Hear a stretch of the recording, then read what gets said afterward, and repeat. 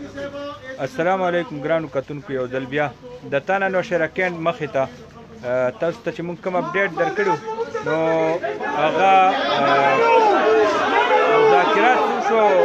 قاری اسلم امیر جمعیت علماء اسلام ذلنوفار هغه راوتی دی او خپلو کارکنانو سره مذاکرات کوي. په دا صورتحال به هم تاسو ته موږ لایو خولو کوشش کوو. دا یو منټ ماله لږه لار راکړه یا خاموش ہو جاؤ. لږه لار راکړه لږه لار را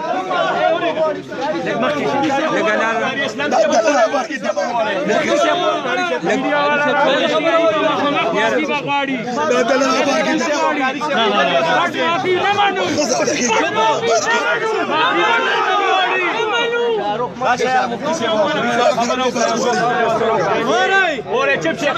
خاموشی اختیار کے خاموش خاموشی اختیار کے. بسم الله الرحمن الرحیم. تاسو د ټولو ملګرو شکریا ادا کوو چې دومره قاري صاحب په حواله باندې تاسو ټول ملګري راغلي. کومه قصه چې وشوه، واقعه چې وشوه، هغه ډېر افسوسناکه واقعه وه او هغې په حواله باندې څنګه قاري صاحب ماته وویل زه رالمه. قاري صاحب دننه راوستی و، دننه اوس ایس پي دغه راغو د اے سی و ایس ایچ او هغوی راله او د هغې په حواله باندې موږ هغوی سره دوه خبرې وکړې. قاري صاحب په هغې ومنله، قاري صاحب زموږ ضلعي امیر دی هغه ومنله. یو دا ده چې په دې حواله باندې په ضلع کې چې څومره د علماو نومونه تللی دي د دې نه بعد به د یو عالم سره چې کوم دی پولیس په دې حواله باندې هېڅ قسمه چې کوم دی چیړ نه کوي. یو دا موږ هغوی سره ځکه چې ډېر نومونه تللی دي کیدای شي ورځ دوه کې هغوی هم راوسته، هغوی سره به هم داسې کوله د کلان په ځای په ځای باندې هغوی موږ ته وویل. دې نه بعد موږ سره ایس پي صاحب د اے سی صاحب دا وویل چې دا ما تاسو سره توی ده چې دې نه بعد به داسې نه کېږي. دا مس انډرسټینډینګ هلکه چپ شه مس انډرسټینډینګ د قاري صاحب نه اے سی صاحب معافي وغوښته او دارنګې ایس ایچ او صاحب هم معافي وغوښته. په دې حواله چې یاره دا موږ نه غلطي شوې ده، موږ د خپلې غلطۍ معافي غواړو. قاري صاحب هغه قبوله کړه. قاري صاحب زموږ امیر دی. که قاري صاحب یو څیز نه قبلولی نو بیا به موږ هر څه ته چې کوم دی ما د دننه ویلي دي هغې دا ټول ګواهان دي چې ما څه ویلي دي. تاسو جذباتو موږ قدر کوو، خو تاسو په دې حواله باندې زما د مشر نه او زما نه چې کوم دی په دې حواله باندې مزید نه پوهېږئ. دا حالات چې دي ډېر سخت حالات دي. جمعیت علماء اسلام په سختو حالاتو کې هغه د تعاون جماعت دی، د ریاست سره ولاړ جماعت دی.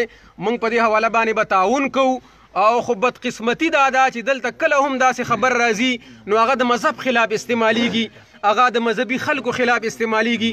دا یو سوچه سمجه چې ګنې منصوبې د لاندې کېږي.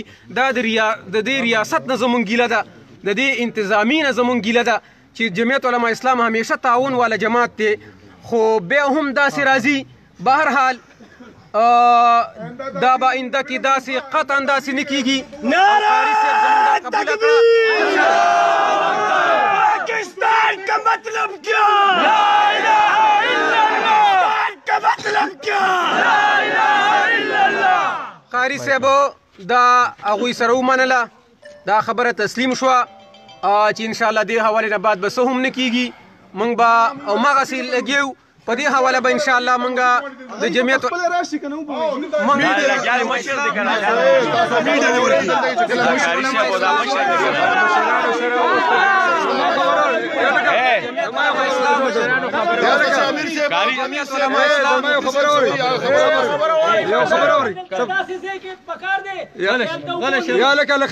مشران وره یو منټ بس یا لکه خبر اوري کنه مفتي صاحب چې کوم مجلس ته سره وکړه تاسو وانه اورېدو په مخامخ ایسي صاحب ته مو وایي چې صاحب هم سخت مجلس ورسره کړی ډي سي صاحب سره په موبایل باندې ډېر سخت مجلس کړی لکه سب ورسره پرېښې نه دي مفتي صاحب ورسره پرېښې نه دي